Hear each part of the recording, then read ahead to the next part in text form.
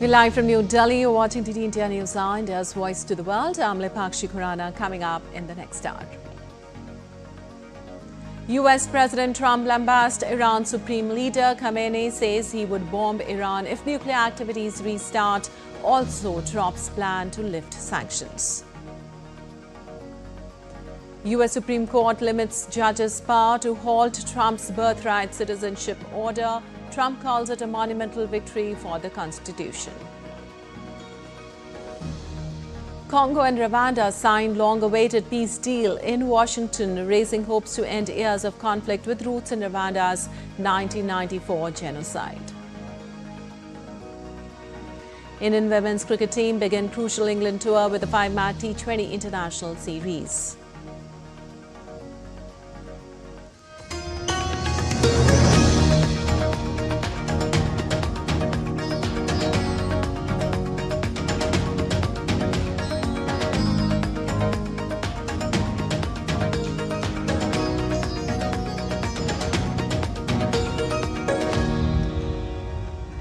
And on to the details now. US President Donald Trump sharply criticized Iran's Supreme Leader Ali Khamenei, saying that he would consider bombing Iran again if Tehran is enriching uranium to worrisome levels, and also dropped plans to lift sanctions on Iran.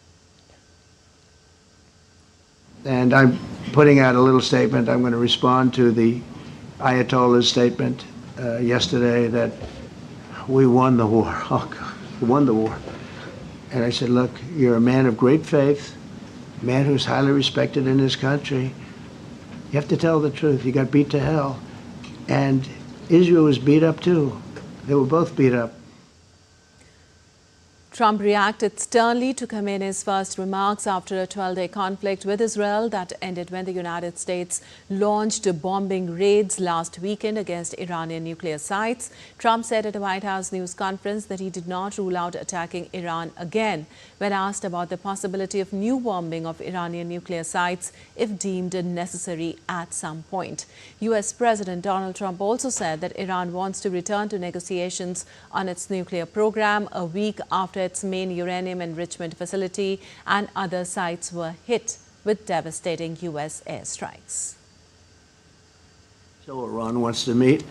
As you know, their sites were obliterated. They're very evil nuclear sites. They were, now has been proven. We had some fake news for a little while. Iranian Foreign Minister Abbas Araghchi condemned the disrespectful and unacceptable comments from Donald Trump after the US president claimed to have saved Iran's Ayatollah Ali Khamenei from an ugly and ignominious death. The foreign minister's condemnation on Saturday came after Trump said on his Truth Social platform that he had saved the Iranian leader from assassination, accusing Khamenei of ingratitude.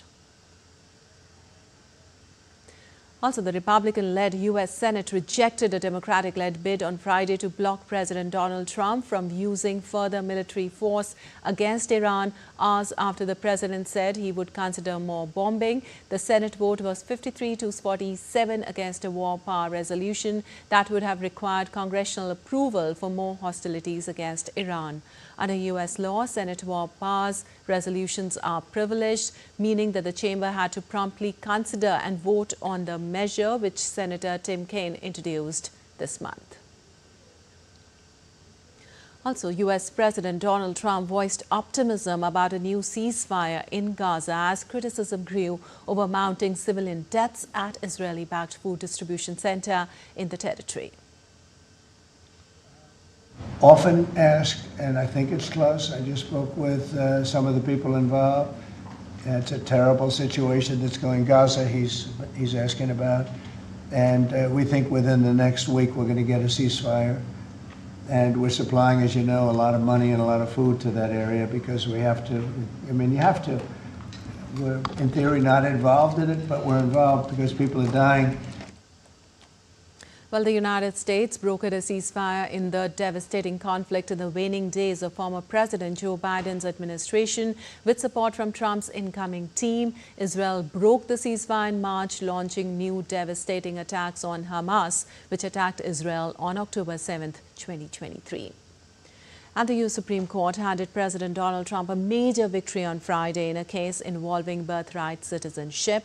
Supreme Court curbed lone judges from blocking the Republicans' draft of controversial policies.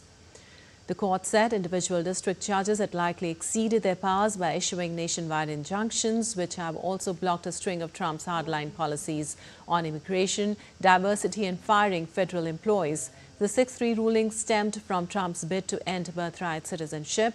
It changed the power balance between the federal judiciary and presidents.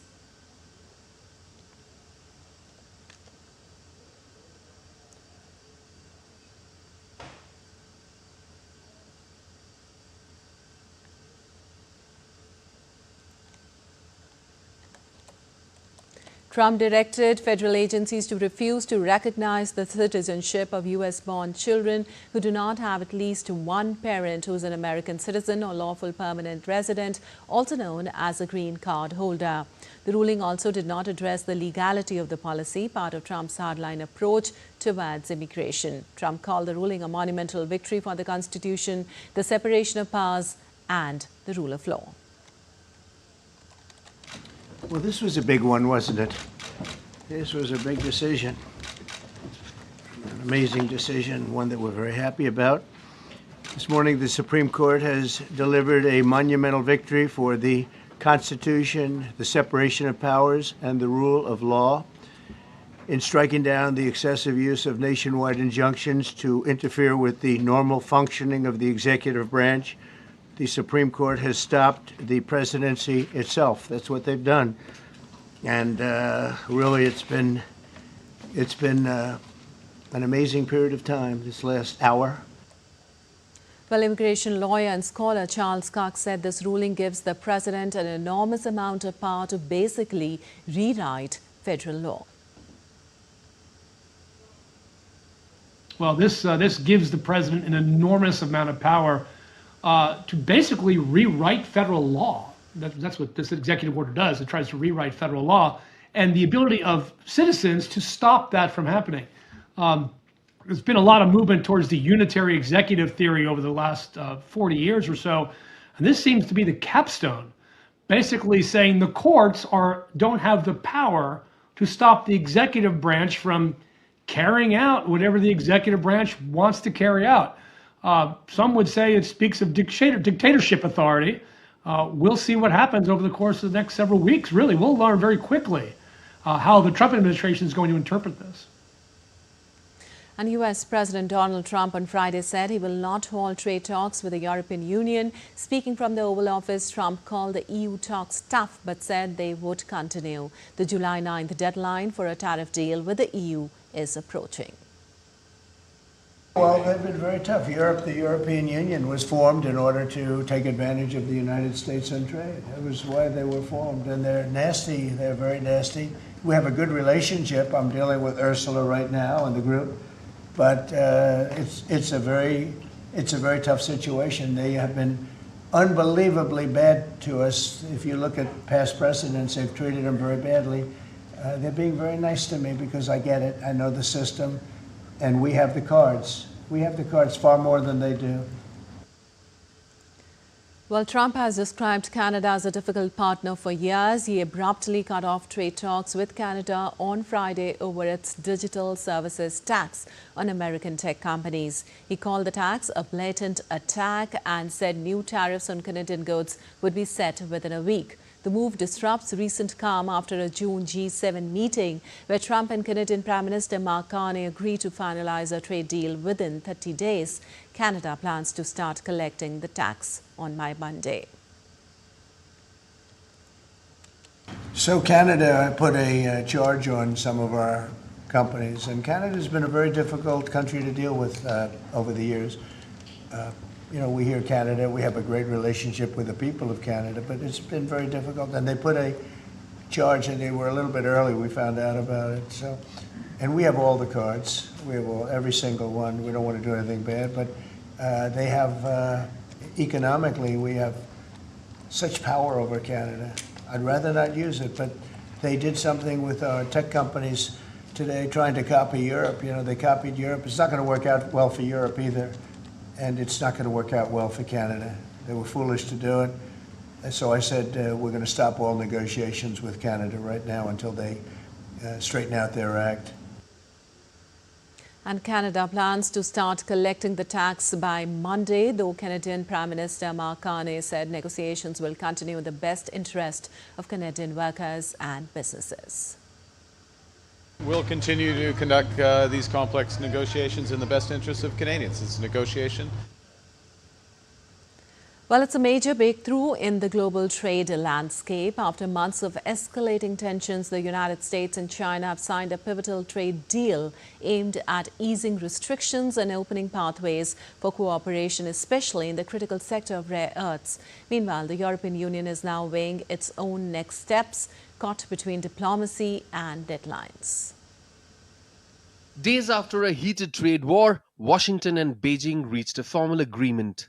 The US has agreed to lift restrictive measures, while China promised to review and approve exports currently under control, a move that could ease global supply chain tensions. In a related development, both sides also agreed to speed up rare earths shipment to the US. Beijing called for a greater cooperation, pointing to the Geneva Trade Talks Consensus as a guiding framework for future steps. 中国商务部的发言人 A spokesperson for the Chinese Ministry of Commerce had already made relevant comments on this matter. I would like to stress that we hope that the United States side will work with China to implement the important consensus reached during the phone call between the two heads of states. We should leverage the China-US economic and trade consultation mechanism, enhance mutual understanding through communication and dialogue, reduce misunderstandings, strengthen cooperation, and promote the stable, healthy, and sustainable development of China-US relations. Meanwhile, in Brussels, European Union leaders reviewed a fresh US trade proposal. The deal, which one official described as a preliminary outline, arrives just days before President Trump's July 9 deadline expires. We received the latest US document for further negotiations.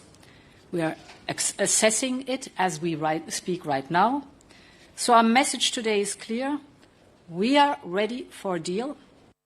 Reacting to the developments, German Chancellor Friedrich Merz called for a fast and simple EU-US deal, stressing that delay would only increase economic risks. That's why I also said together with my colleagues, let's please quickly come to a solution now. I pointed out, among other things, specific industries we have in Germany are currently all burdened with such high tariffs that it really endangers the companies. And that's why it's better to act quickly and simply now rather than slowly and in an overly complicated way. French President Emmanuel Macron echoed the urgency, but drew a red line, saying France wants a pragmatic agreement but won't accept terms that are skewed or unfair.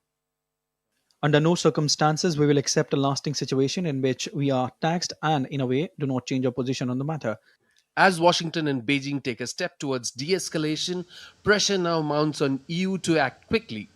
With economic stakes high and deadlines looming, the coming weeks could reshape trade dynamics across continents. Amish Mahajan's report for DD India. Well, U.S. President also criticized Federal Reserve Chair Jerome Powell on Friday, saying he would like him to resign. He called Powell stupid and blamed him for keeping interest rates higher than he wants, saying rates should be at 1%. Everybody says it, not only them. We have the hottest country in the world right now. The only thing is we have a Fed chairman that is, he doesn't get it. And you could have substantially low. Like if we cut them 2 points, would save more than 600, think of it, more than $600 billion just because you cut. But you can't go out to the market and say, well, we have a guy that's got us at 4% or 4.5% and we want to pay 2% or 1%. I think we should be paying 1% right now. And we're paying more because we have a guy who's, suffers from, I think, Trump derangement syndrome, if you want to know the truth. But he's not good for our country. And still to come in DD India News Hour. Trump expresses confidence in resolving North Korea conflict, highlights great relationship with Kim Jong-un.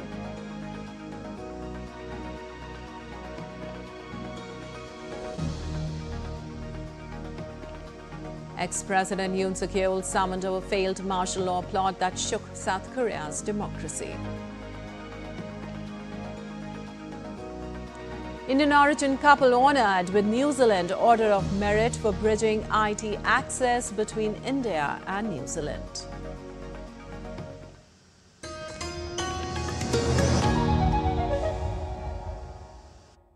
To DD India, where a billion voices unite, connecting viewers to the stories that matter. India is not just another news channel.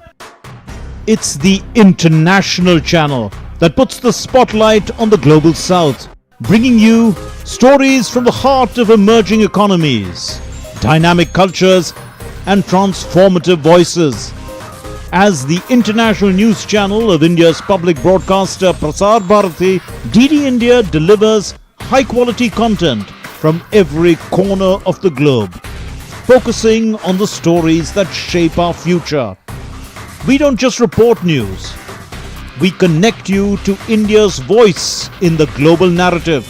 From current affairs to culture, from economic growth to sustainable development and the ever-evolving world order, DD India gives you a comprehensive view of the world around us. Stay connected, stay informed, and embrace the stories that shape our lives. DD India, India's voice to the world.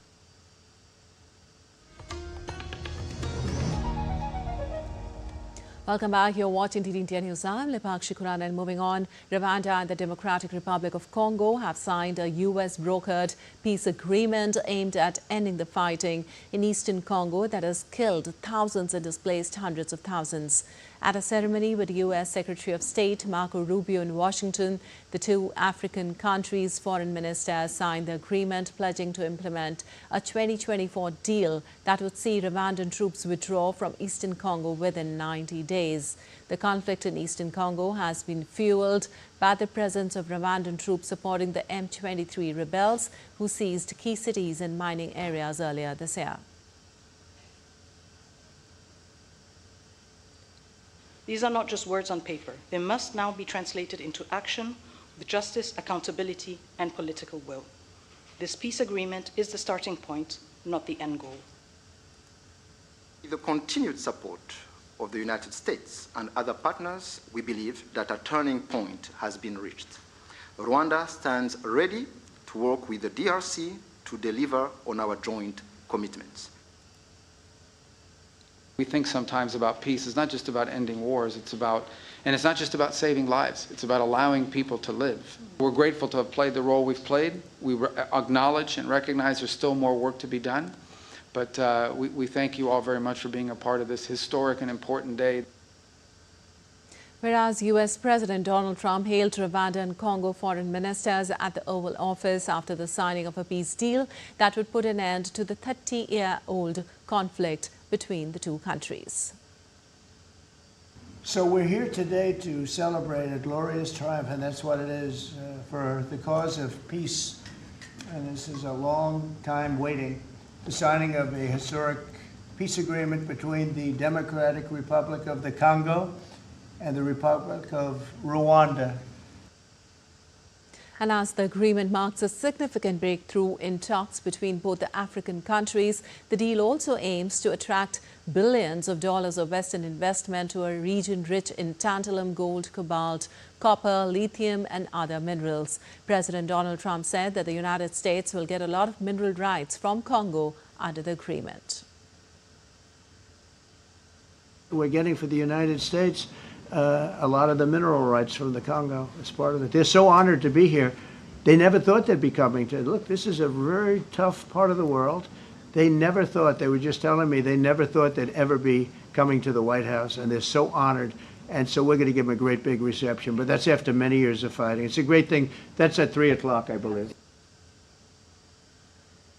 Global leaders also hailed the U.S. brokered deal between Rwanda and Congo, calling the agreement as a historic step forward. French President Emmanuel Macron took to X and said And I quote, "The peace agreement between the DRC and Rwanda with the support of the United States is a historic step forward after decades of suffering. To the Congolese and Rwandans, France sends a message of hope," unquote.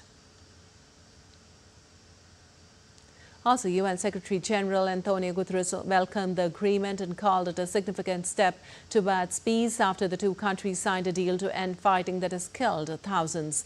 Guterres in a statement said that the agreement is a significant step towards de-escalation, peace and stability in the region. He also urged both countries to honor in full their commitments taken under the peace deal. Well, following the historic U.S. brokered peace agreement between Rwanda and the Democratic Republic of Congo, residents of Bukavu who reside near the conflict zone are calling for real change. Though the deal pledges a Rwandan troop withdrawal from eastern Congo within 90 days, many locals say fear still rules daily life, with gunfire at night and insecurity keeping people indoors. The deal, signed in Washington by both countries' foreign ministers, has raised hopes globally, but for communities like Bukavu, security concerns still prevail. "We want peace, not just promises," one resident said. "The road to lasting calm remains fragile." And U.S. President Donald Trump said on Friday that he expects to get the conflict solved with North Korea. Speaking from the Oval Office, he described his relationship with Kim Jong-un as really great and expressed confidence that any potential conflict would be resolved without involving the United States. Well, if there is a conflict, I get along with him very, very well, and we'll get the conflict solved with North Korea. I've had a good relationship with Kim Jong-un, and I've gotten along with him really great, so we'll see what happens. But somebody's saying there's a potential conflict. I think we'll work it out if there is. It wouldn't involve us, but again, we're very far away from a lot of these places that we're solving problems with. The president of the University of Virginia, James Ryan, resigned on Friday under pressure from President Donald Trump's administration over the school's diversity, equity and inclusion policies. In a letter, Ryan said he had made the excruciating decision to step down after concluding that resisting Trump officials' demands would put the school's student and faculty at risk. Virginia's Democratic U.S. Senators Tim Kaine and Mark Warner called the Trump administration's demand outrageous in a joint statement and said Ryan's departure would hurt the university and the state. The administration has launched a campaign against diversity, equity and inclusion and targeted colleges and universities that it is claimed are pushing anti-Semitic, anti-American, Marxist and radical left ideologies. And moving on, California Governor Gavin Newsom filed a $787 million defamation lawsuit against Fox News on Friday, saying the network defamed him in covering his phone call with Donald Trump related to the president's immigration crackdown. Also, the complaint filed in the Delaware Superior Court accused Fox of demonstrating willingness to protect President Trump from his own false statements by smearing his political opponent, Governor Newsom, in a dispute over when the two last spoke during a period of national strife. Newsom's punitive damages request is nearly identical to the $787.5 million that Fox paid in 2023 to settle Dominion voting systems lawsuit over alleged vote rigging in the 2020 U.S. presidential election. The governor is also seeking compensatory damages for harm to his reputation, saying Fox acted with actual malice. While in a statement, Fox said that Governor Newsom's transparent publicity stunt is frivolous and designed to chill free speech critical of him. They will defend this case vigorously. And Minnesotans gathered at the Minnesota State Capitol to mourn Melissa Hortman, the top Democrat in the Minnesota House, and her husband Mark, as they lay in state in St. Paul on Friday. The suspect, accused of assassinating a Minnesota lawmaker and shooting another, drove through the homes of at least 4 state politicians as part of a planned killing spree. Vance Bolter faces state and federal murder charges after his arrest following a massive 2-day manhunt that was the largest in state history. He is accused of fatally shooting Hortman, the top Democrat in the Minnesota House, and her husband Mark in their home on Saturday.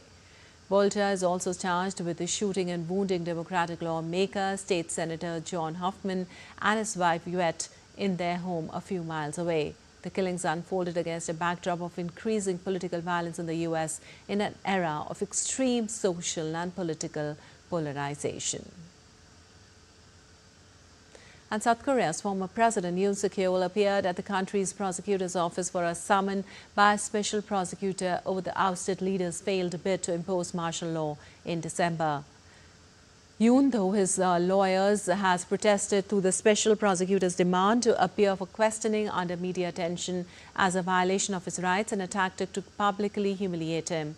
The martial law attempt in December shocked a country that had prided itself on becoming a thriving democracy, having overcome military dictatorship in the 1980s. Yoon was later ousted in April by the Constitutional Court that upheld his impeachment by Parliament. Yoon is already on trial for leading the December 3rd martial law declaration. He had been arrested in January after resisting authorities armed with the court warrant trying to take him into custody, but was released after 52 days on legal technicalities.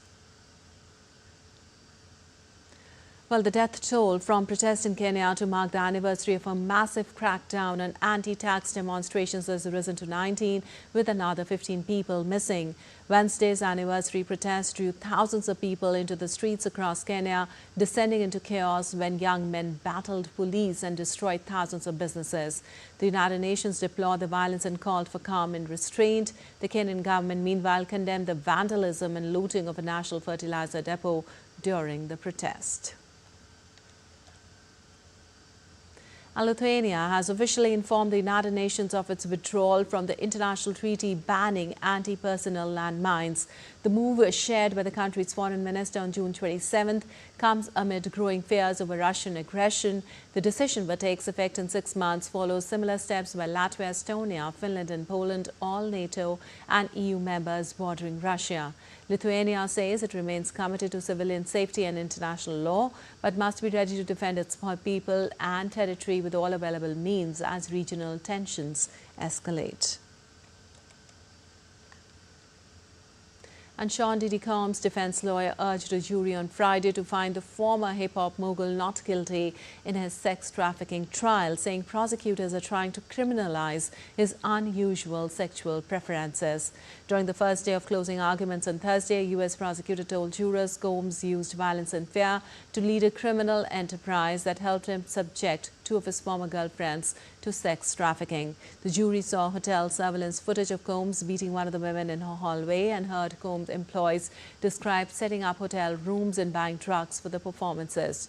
Jurors are expected to start deliberations either late on Friday or on Monday. The convicts Combs, they must vote unanimously.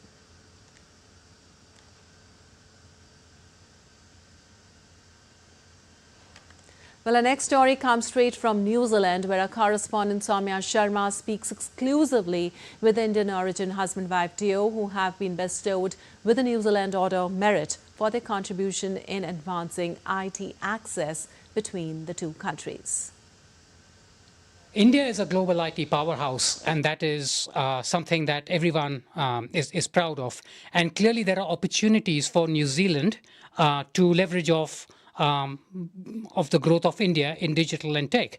Indian IT professionals play a big part in New Zealand's economy, and it is probably its largest, most valuable natural resource. And so we thought that we need to build bridges and connections, and so that's why we set it up. It's important to highlight what we do in terms of community, with its service to the community, in our case service to the IT industry, to increase the profile of the Indian professionals in New Zealand. Traditional exports like logs of wood or fruit or dairy, yes, they've got their place. But clearly the future is digital. It's high value, it's weightless, it knows no boundaries. And so that is where we need to really collaborate. There's a lot to learn from each other. India with its UPI and so on and so forth. Also as a source for capital, and New Zealand for its innovation and the thing that the bright minds that it has over here. There's a lot of opportunity for collaboration growth. India is a nation of startups, and so there we go. And still to come on DD India News. Jaishankar speaks with Iranian counterpart amid regional tensions, thanks Iran for helping evacuate Indian nationals.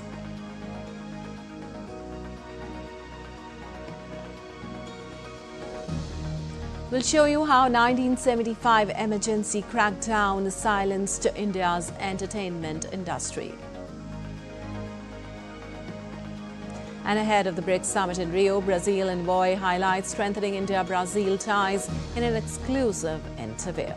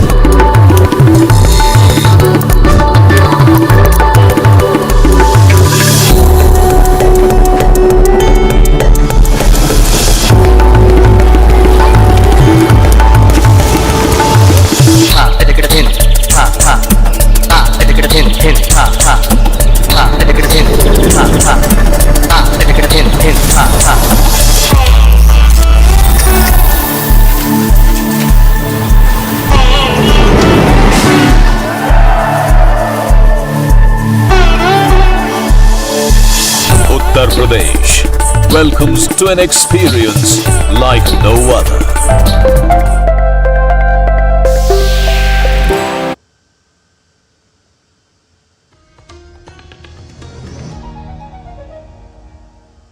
Welcome back. You're watching DD India News. I'm Lipakshi Kuran, and time now for a quick recap of the headlines. US President Trump lambasted Iran's supreme leader. Khamenei says he would bomb Iran if nuclear activities restart. Also drops plan to lift sanctions. US Supreme Court limits judges' power to halt Trump's birthright citizenship order. Trump calls it a monumental victory for the Constitution. Congo and Rwanda signed long-awaited peace deal in Washington, raising hopes to end years of conflict with roots in Rwanda's 1994 genocide. Indian women's cricket team begin crucial England tour with a 5-match T20 international series.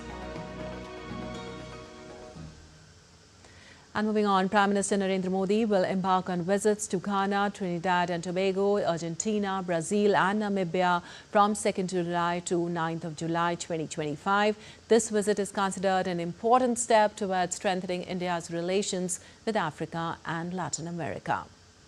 Prime Minister Narendra Modi will undertake a visit to Ghana from July 2nd to 3rd, 2025. This will be Prime Minister's first ever bilateral visit to Ghana. This prime ministerial visit from India to Ghana is taking place after 3 decades. In the second leg of his visit, Prime Minister will pay an official visit to Trinidad and Tobago from July 3rd to 4th, 2025.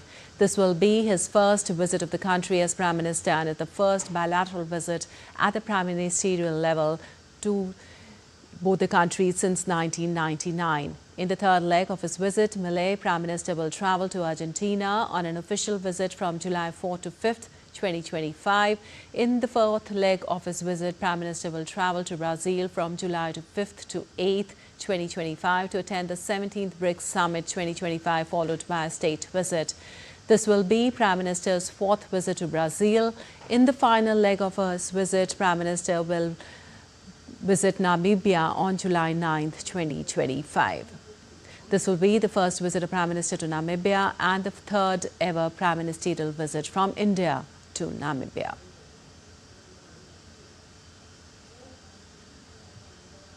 While Brazil is set to host the BRICS summit on the 6th and 7th of July in Rio de Janeiro, Prime Minister Narendra Modi will attend the summit and will also hold bilateral summit with Brazilian President Luiz Inácio Lula da Silva as state guest. In this context, our correspondent Akhilesh Suman spoke exclusively to Kenneth Nobrega, the ambassador of Brazil to India, on the evolving role of BRICS in today's global scenario and the growing trajectory of India-Brazil relations. Let's listen in. I have Ambassador of Brazil to India, Kenneth Nobrega, with me. Excellency, BRICS Summit is going to be held in your country. What do you think? What are the priorities of BRICS as you are the host? We have 6 priorities. The first is reform of global governance, which is a founding platform of BRICS, as you know. The second is climate change financing. The third is global regulation of artificial intelligence. The fourth is global health, achieving a growing partnership in terms of global health. The fifth is economic and financial integration among BRICS countries. And the last one is what we call BRICS institutional reform. Russia is in a war with Ukraine for the last 3 years. The newest member, Iran, has been in war with Israel recently, and there is ceasefire. So Americans are trying, but don't you think that BRICS, being a mammoth organization of 10 countries, can try and mediate a situation of stopping the war? We are looking for ways of bringing the parts together through dialogue, not through threats. That's a main point. We think that it's better to have an incremental progress than a hasty progress, basically. Right. Recently, there was an attack on India by terrorists in Pahalgam. Do you think that BRICS should take a united stand against terrorism? Yes, I think it should clearly condemn and point out that that states should maintain good practices, so to speak, when it comes to looking after the terrorist threat in its territories. Donald Trump became the president of United States. It is like a trade war, perpetrated by United States to all the countries. So do you think that in this BRICS summit, the member countries are going to take some stand so that this doesn't become a trade war? This kind of stability is what business needs to thrive and countries need to develop. So I think BRICS will make, a clear statement for multilateralism, abiding by the rules, rejecting unilateralism. How do you project the relationship between India and Brazil in coming years? Well, let me say that after BRICS Summit, Honorable Prime Minister Modi will make a state visit, a full-fledged state visit to Brazil. I think this will a visit where we will see how much the partnership has evolved in the last years. Do you think that we are going to sign some agreements, some MOUs in this visit? We are envisaging results in this field in energy, fight against terrorism, intellectual property, health, cooperation in the field of agriculture, among other. Well, Brazil, the world's largest producer of sugar, hosted a high-level Indian delegation. The delegation from the National Federation of Cooperative Sugar Factories Limited visited Brazil to study the country's sugar industry practices, including ethanol production and sugar dry cleaning processes. During their 5-day tour, the Indian delegation met top sugar industry executives, visited factories, witnessed the sugar dry cleaning process, and interacted with researchers at ethanol production centers. They aim to implement these practices in India's sugar industry. In our delegation, we have people from Vasantdada Sugar Institutes, people from private industries also, plus cooperative industries. So this is a very big delegation, and the embassy of Brazil and India, both have them tied this program very well. So regarding the future challenges and the future prospects about the sugar industry, I think so this was the purpose of our visit. Here, these Brazil people or the CTC, they are coming up with at least 2 to 3 different varieties of sugarcane. And so that is really the great work which they are doing in the CTC. We can also learn from these experiments which they are having. We see the farmers are very rich. I mean, we came across some farmers who have their own aircrafts. They leave their home, come to the office in their own aircraft and go back. And this is something which Indian farmer can look forward to. But for the Indian sugar industry is in the total sugar government control industry. And here it is market driven. So decision process becomes faster. And perhaps a day is not far off when India also need to take this route of liberalizing the sugar sector from the clutches of the government controls. And let the industry run on its own and grow. That's some takeaway that we are taking from it. Well, India's External Affairs Minister Dr. S. Jaishankar on Thursday held a telephonic conversation with Iran's Foreign Minister Sayed Abbas Araghchi to discuss the ongoing regional developments amid ongoing tensions. Sharing on a social media post, Jaishankar wrote, and I quote, "Spoke to Foreign Minister Sayed Abbas Araghchi of Iran, appreciate his sharing Iran's perspective and thinking in the current complex situation. Thanked him for facilitating the safe evacuation of Indian nationals," unquote. During the conversation, Jaishankar also expressed gratitude for Iran's assistance in facilitating the safe evacuation of Indian nationals.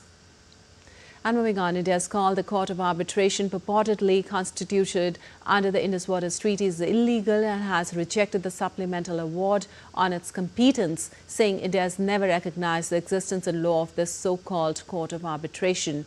India's Ministry of External Affairs in a statement said that the illegal Court of Arbitration purportedly constituted under the Indus Waters Treaty 1960, albeit in brazen violation of it, has issued what it characterizes as a supplemental award on its competence concerning the Kishanaganga and Ratle hydroelectric projects in Indian Union Territory of Jammu and Kashmir. Ministry of External Affairs further said that India has never recognized the existence and law of this so-called Court of Arbitration, and India's position has all along been that the constitution of this so-called arbitral body is in itself a serious breach of the Indus Waters Treaty, and consequently any proceedings before this forum and any award or decision taken by it are also for that reason illegal and per se void.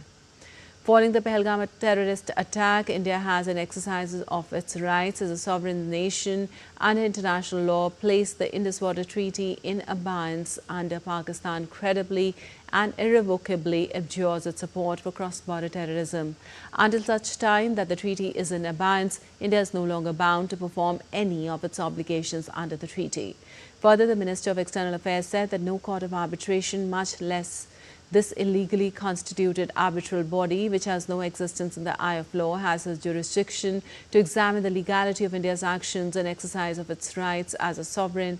India, therefore, categorically rejects the so-called supplemental award, as it has rejected all prior pronouncements of this body.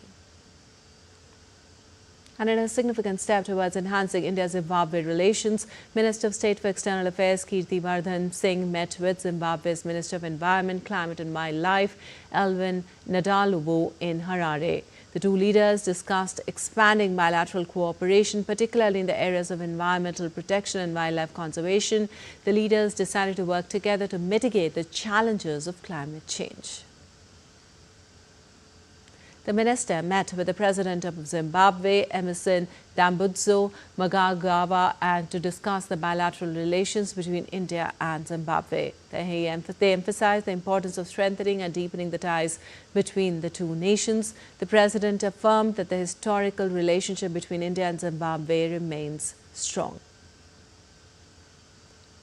Early on Friday, Kirti Singh held a meeting with Eamon Munwira, Foreign Minister of Zimbabwe, acknowledging that it is a favorable time to explore new avenues of cooperation between both the nations as they enhance and deepen the age-old people-to-people linkages. Zimbabwe's Ministry of Foreign Affairs and International Trade also highlighted that Zimbabwe and India are intensifying their bilateral cooperation, focusing on expanding trade, improving healthcare support, and promoting industrial development and investment. Well, a 31-member parliamentary standing committee led by MP Birthright reached Jammu on Friday to review administrative performance and public grievance redressal in Jammu and Kashmir. The visit, delayed due to Operation Sindoor, includes talks with officials in Jammu and Srinagar. On June 29, the committee will meet the Amarnath Shrine Board and later visit Srinagar to interact with local administration and PSUs. Meanwhile, LG Manoj Sinha will flag off the first Amarnath Yatra badge on July 2nd.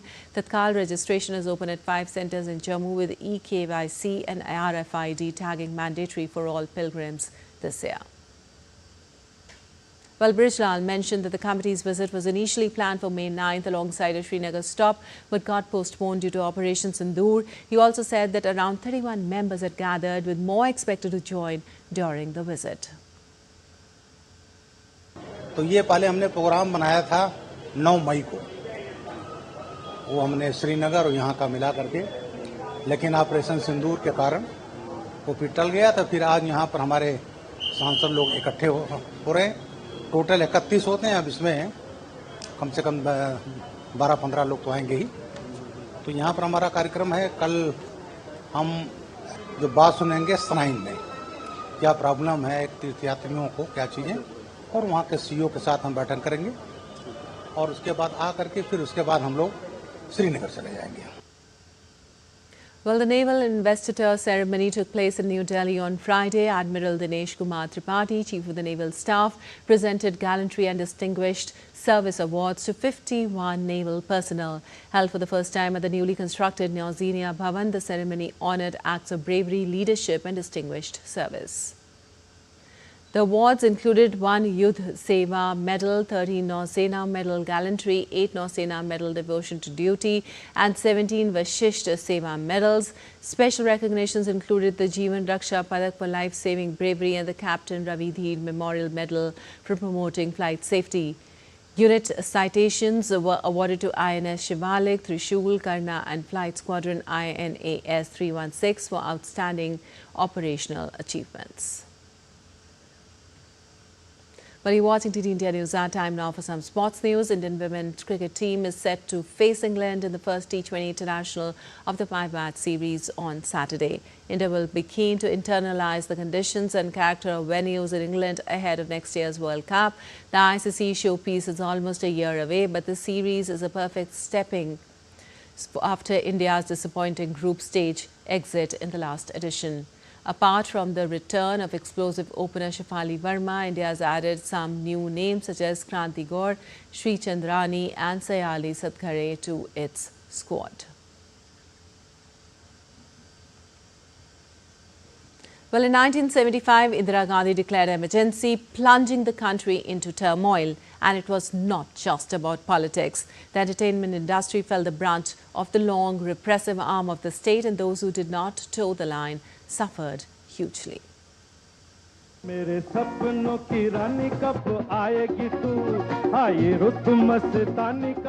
was the voice that every Indian was mesmerized by, a voice that resonated in the hearts of millions. But even this magical voice of Kishore Kumar was silenced during the emergency. For 6 months, the government banned Kishore Kumar's songs from All India Radio. And the reason? Kishore had refused to perform at a government-sponsored event organized at the behest of Sanjay Gandhi, son of then Prime Minister Indira Gandhi. ये हुआ कि संजय गांधी ने अपने नेतृत्व में दिल्ली के अंदर एक गीतों भरी शाम का आयोजन किया। बॉम्बे से बहुत सारे सितारों को बुलाया गया, लेकिन कुछ सितारों ने वहां आने से मना कर दिया। उनमें एक थे गायक किशोर कुमार। ये बात संजय गांधी तक पहुंची, बाद में ये बात प्रधानमंत्री इंदिरा गांधी तक पहुंची, तो उन्होंने सीधे आदेश दे दिए कि किशोर कुमार का कोई भी गाना ऑल इंडिया रेडियो पे भी प्रसारित नहीं होगा और दूरदर्शन पे भी प्रसारित नहीं होगा। जो चित्रहार के अंदर गाने आते थे उसमें जिसमें भी किशोर कुमार का स्वर होगा वो गाना बिल्कुल प्रसारित नहीं होगा। यानी किशोर कुमार पूरी तरह रेडियो और दूरदर्शन से बैन कर दिए गए।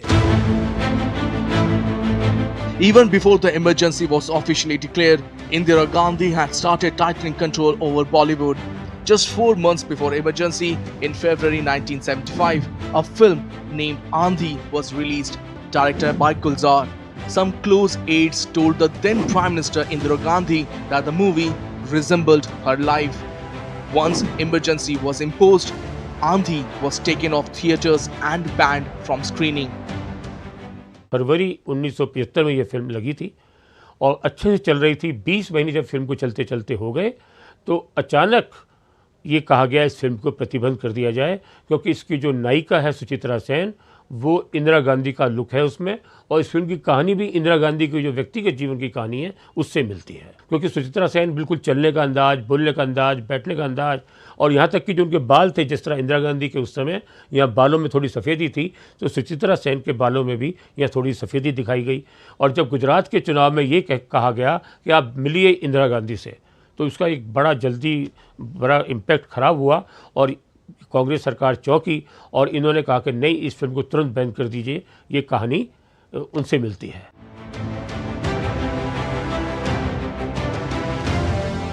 One film released during the emergency shook the establishment so deeply that authorities allegedly went to the extent of destroying its prints by setting them on fire.